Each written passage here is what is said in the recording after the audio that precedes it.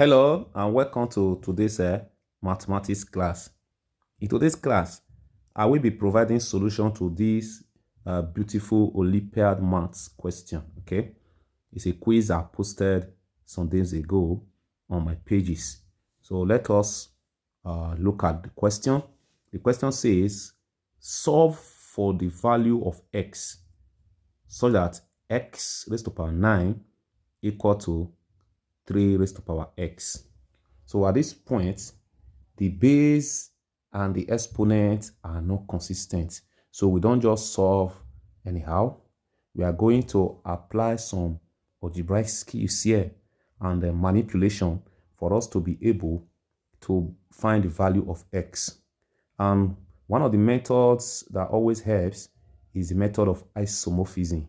So isomorphism in the sense that we have to make sure we rearrange or manipulate so that the left-hand side here, we have consistency in terms of the base and also in terms of the exponents. So that is what we want to do. Let's go. If today is your first time of coming across my page, please kindly follow, like, share the post, and also subscribe to my YouTube channel, Physics and Mathematics Lovers. Right? Now, for the left-hand side, we have x to the power 9 equal to 3 raised to the power x. Now, we want to isolate x to the left. Let's bring this exponent x to the left. How do we do that? We need to release it from the right-hand side here by raising both sides to 1 over x, because x times 1 over x will cancel out so that x here can be what? Getting rid of from the right-hand side. So let's go. Let's do that. Now, raise both sides. So we raise both sides to x so that we can have x raised to the power 9, then raised to x, and equal to 3 raised to the power x, also raised to 1 over x. Sorry, the left-hand side is raised to 1 over x, right? This is raised to 1 over x.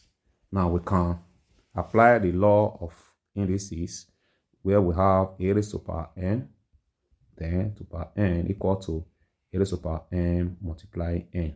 So if we do that to this right-hand side and the left-hand side, so it means that on our left, we are going to be having x raised to the power 9 over x, because when you multiply, it will give me this right-hand side, x will cancel out. This s will cancel this, so we'll be left with what? Just 3. 3 raised to the power 1 is 3. Then another thing is for us to get rid of this 9. What do we need to do? We need to raise both sides to 1 over 9 so that 9 times 1 over 9 will cancel out to be equal to 1. So that is what we need to do. Now let us raise both sides to 1 over 9. So we have x raised to the power 9 over x here. Then raise it to 1 over 9. Then equal to 3 raised to the power 1 over 9. Good.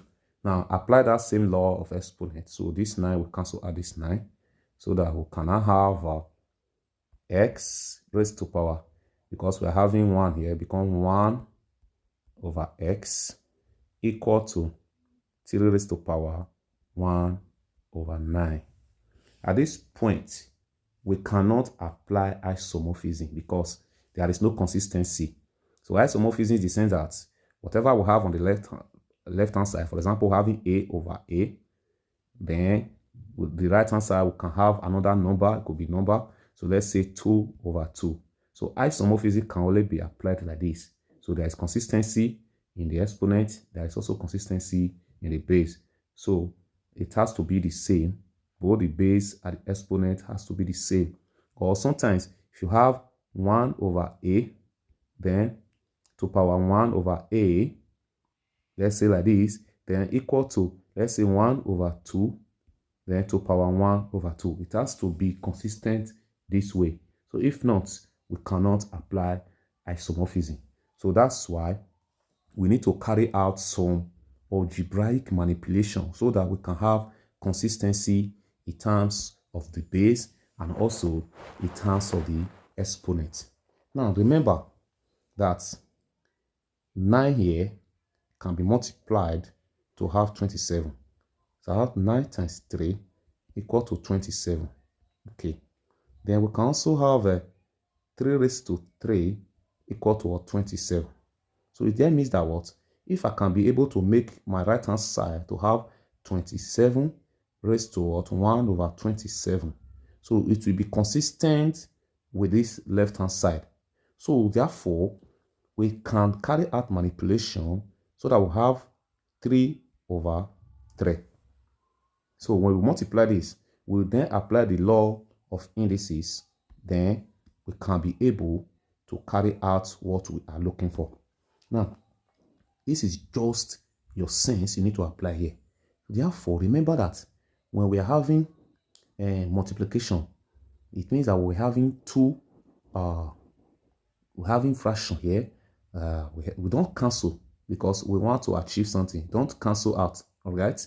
So that at the end of the day, we now have something like this. To now imply that what? X raised to what? 1 over x equal to 3 raised to power. Then 1 times 3 is 3. Then 9 times 3 is 27. Good.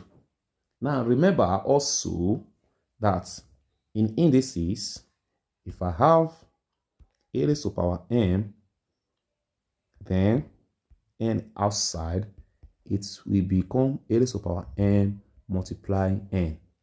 In other words, if I also have a raised to power m multiplying n, then I can as well break it down to become a raised to power n, then to what? N.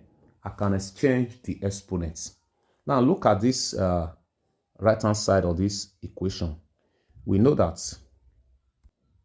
what we have here, so we can now have this equation now to become x raised to power 1 over x equal to, the right hand side can become like this, 3 raised to power 3 times 1 over 27. So nothing has changed. It's still the same thing. So we can break it down. So therefore, we can rewrite this right hand side to become, so our equation become 1 over x, then equal to 3 raised to power 3, then raised to what? 1 over 27, according to the law of exponents. So we are working towards achieving isomorphism. So therefore, we have x raised to power 1 over x equal to 27 raised to what? 1 over 27. So as you can see, there is consistency. So by isomorphism,